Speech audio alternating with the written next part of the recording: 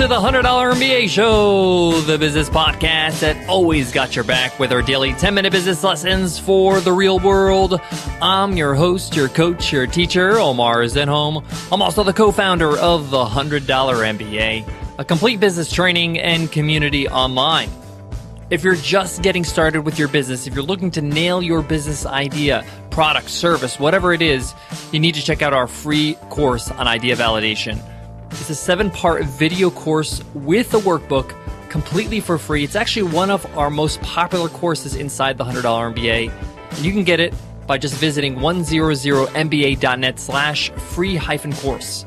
Get going with your business and make sure you sell something that people actually want. In today's lesson, you will learn 5 tips when working with a freelancer. When you hire a freelancer for a specific job, it's a different type of relationship. It's not like hiring somebody full-time. And there are specific things you need to look out for and do when you're working with them. Whether you're hiring somebody to design your website, create a mobile app for you, edit some video, or shoot some great photography, hiring a freelancer can be a great way for you to get the job done in a specific amount of time in your budget. But if you don't do it right, you're asking for trouble. You're asking for headaches.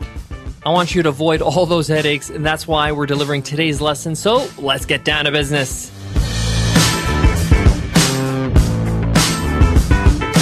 Today's episode of the $100 MBA Show is brought to you by Braintree. It's a beautiful thing when your customers want to pay. But what if they could pay every way? Braintree lets you accept all form of payments, including PayPal, Apple Pay, Android Pay, and more. Now you could take them all in over 130 currencies.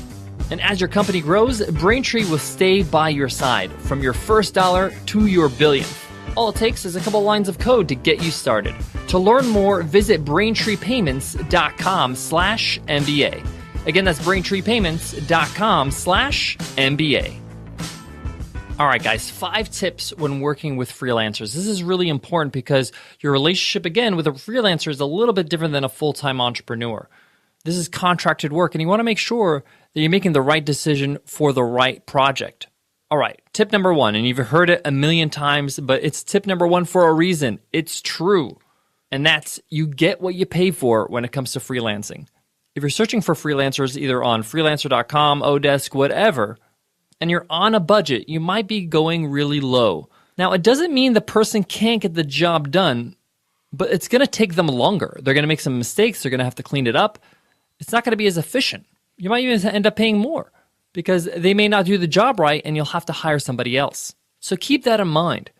Take a look at your project and maybe you can break it up into steps. Maybe you don't have to do everything at once. Maybe you can hire somebody a little bit more expensive, but have phase 1 of the project. Get your website out there, get your product out there, whatever you need from that freelancer. Make some money, make some sales, take some of that revenue and reinvest it in phase 2 of the project. You don't want to compromise on quality, so make sure you're not looking for the least expensive person to do your job. This doesn't mean you have to find the most expensive person, but keep in mind you can break up your projects into phases. That way you can make it affordable, make some money, reinvest, move on to the next phase. All right, tip number 2. When it comes to hiring freelancers, their references and their work are key. You should base your decision on hiring this freelancer based on that information. So when you're talking to this freelancer, when you're emailing them, let them know, hey, in order for me to make the decision to hire you, I need to see some examples of work that is similar to the project that I'm discussing with you, the project I want you to get done. They have to prove to you that they've done this before, that they can do this. And the only way they can prove it is to show you some work they've done. The other thing you need to prove or you need to have on hand so you can make the right decision to hire this person is their work ethic, their attitude. And the best way to find out about those things is through a reference. So don't be afraid to ask your freelancer, the one that you're interviewing, can I have 2 or 3 people I can speak to? People you worked with in the past, maybe the people that you worked with on the projects you showed me. I just want to ask them a few questions about how it is to work with you. What's the experience like? It may take you like a half hour to make these phone calls to reach out to these people, but it's going to be well worth it. You're going to get a better idea. And you can just ask them very simple questions like, hey, how is it to work with John? I know you worked on a project was similar to mine. What was the experience like? What were the best things about working with him? What was the worst thing? Are there any things that kind of stand out? Would you hire them again? Would you work with them again on your next project? And when having those references, those conversations to know how is their work ethic? Are they committed? Are they on time? And then having their work, their actual examples of work, you can make a sound decision. It's going to take you a bit of time to do this research, but it's going to be well worth it because there's nothing worse than hiring somebody, paying them for a few weeks, and then realizing they're not good for the job and they're not going to be able to pull it off. I've done that several times, and I'm not afraid to admit it. It's a big waste of money and time. So do some research, do some homework, and it'll be well worth that time, that investment. All right, tip number 3. Expectations is everything. So you've hired a freelancer. You checked out her references. You checked out her work, and she's fantastic. Now it's time to talk about working together. And when it comes to expectations, you have to come to a negotiation so you're both on the same page of what to expect when it comes to the amount of work, the quality of work, and how long things take, a timeline. So you need to outline the project, find out, okay, this is what I want to get done on this project. Say, for example, this is a website. I want a website that's designed and up and running. I need 5 pages. I need a blog. I need an about page. I need a home page. I need an FAQ page and a contact page. What will be completed by week 1? What will be completed by week 2? What is expected of me? Do I need to provide the content, photos, information? And when's the deadline for me to submit that? Because if I'm late on that deadline, then obviously the project's going to get delayed, and that's my fault. So everybody understands what is expected. How much is getting done each week? When is it getting done? Then obviously the quality of work. So outline these expectations at the start, the first day you're working together. This will save you a lot of headaches, and it'll also give you peace of mind. The other thing that will give you peace of mind is tip number 4, weekly reporting. Make sure that you agree that there is a summary that happens at the end of the week, which outlines what the freelancer did and is about to do. Now, these are the things I've completed this week, and this is what I'll be working on next week. See, it's very hard for you to evaluate if they're doing a good job or if you're getting what you're paying for if you don't know what's going on. And it's your job to manage the person. They're just going on with their work. You have to tell them what is expected of them. And putting this report together is going to take them time, whether it's 30 minutes, 40 minutes, whatever it is, or it could take 5 minutes if it's a really quick outline. But the point here is that you got to tell them, I expect from you a weekly report. Let me know what you worked on this whole week. What are things that got done? So you know if you're on track, if you're not on track, so your expectations are aligned, and what you're about to work on or the next steps ahead. This is going to really, really help you understand the progress of the project and allow you as the business owner to know when to expect a delivery that's on time and when you can start marketing whatever that project is. Maybe you need to email your users about this update or whatever it is. And this could be just a simple email from the freelancer to you, and you can reply to the email and give your comments under each point. I'm going to go more into that, the comments, the relationship you're going to have with your freelancer in a bit. That's tip number 5. But before that, I got to give love to today's sponsor, HostGator.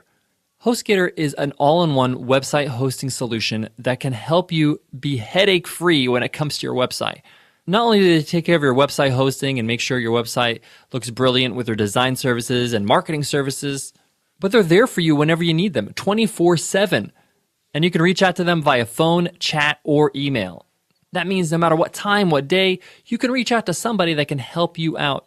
If you need an improvement with your website, if you need a change, they got your back. And with their awesome pricing and their amazing discount to listeners to the $100 MBA, you get 25% off. And all you got to do is use promo code OmarHookup at HostGator.com. Again, that's HostGator.com, promo code OmarHookup. All right, guys, let's get into tip number 5, and it's still a relationship, even if they're just a temporary employee. That means you still have to praise them. You have to motivate them. You have to evaluate them. You have to let them know how you feel about how the project's going. Give them feedback. Especially when they're doing something creative, they need feedback from you to know if they're on the right track, if this is what you're looking for. But they also need guidance and motivation. When it comes to freelance work, praise is so underrated. Make sure that in those weekly reports, when you reply to them, to thank them for their hard work, to show them how much you appreciate, as well as how impressed you are with how well they're working.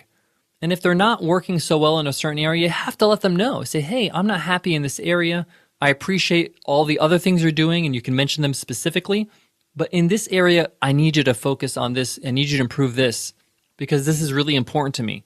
Communicate with them, manage them. It's not a set it and forget it relationship. It's not, here you go, do this, and then just submit it to me when it's done. This goes for anything, even if it's something like setting up your logo. You need to give feedback, you need to give motivation, you need to give praise. And remember, you want to be able to call upon a professional in this area when you can. So if you have a great working relationship, when it comes time to do phase 2 of that project or another project or a different project, whatever it is, you want to be able to call upon this person and say, hey, I got a job for you, and you want them to be thrilled that you're reaching out to them because you had a great relationship. So just keep that in mind, guys. Guys, those are the 5 tips. Let me review them real quick again. Number 1, you get what you pay for. Number 2, references and work, examples of work are key when making that decision to hire this freelancer or not. Number 3, expectations is everything. Make sure you set the expectations of the amount of work, how long it's going to take, and the quality of work. Number 4, weekly reporting is very important so you know what has been done and what is about to be done. And lastly, number 5, it's still a relationship. Make sure you invest in that relationship, you praise, you motivate, and you keep things going well. That way you can call upon them in the future. And hey, you never know, they can become a full-time employee in the long run. We've done that at the $100 MBA and Webinar Ninja, where we had freelancers that did smaller projects. They did such a great job. We had a great relationship that they became full-time employees here at our company. We're so happy that we brought them on. So just keep that in mind, guys. All right, guys, that wraps up today's lesson. I hope you loved it. Guys, remember that on the weekends, we have Q&A weekend where we answer your questions right here on the show. If you have a question you want to ask, just email us at contact@100mba.net, or you can send me a tweet on Twitter. BizRepublic is my handle, BizRepublic. Just want to give a quick shout out to a recent iTunes rating and review from Unique1995. Unique1995 says, one of the best business podcasts, 5 stars. I love the quick but meaningful business lessons. One of the best business podcasts I've listened to. Thank you so much for that great review. And guys, remember, everybody who leaves us an iTunes rating and review enters our weekly random draw to win a lifetime membership to the $100 MBA Training and Community. That's over 180 video lessons, interviews with experts, workbooks, a whole lot more. And of course, being a part of our private Facebook group that's buzzing. People getting feedback, people learning from each other, people getting support so they can make their business happen. All right, guys, before I go, I want to leave you with this. I used to do a lot of freelance work when I first got started. So from a freelancer's perspective, when they get somebody that knows what they're doing, that follows these 5 tips and gives some structure to the relationship, they really appreciate it. I really appreciated it when I worked with a professional, and I looked forward to working with them again. By just following these 5 tips, it's going to give you a competitive advantage, and it's going to motivate the freelancer to work hard for you because they see that, hey, this is the real deal here. This person means business. So remember to always look at things at the other person's perspective. How would they perceive this? And understand that everybody wins when there's structure, when there's transparency, when there is a clear understanding of what the relationship's all about. All right, guys, I hope that helps, and I hope to see you in tomorrow's episode. I'll see you then, guys. Take care.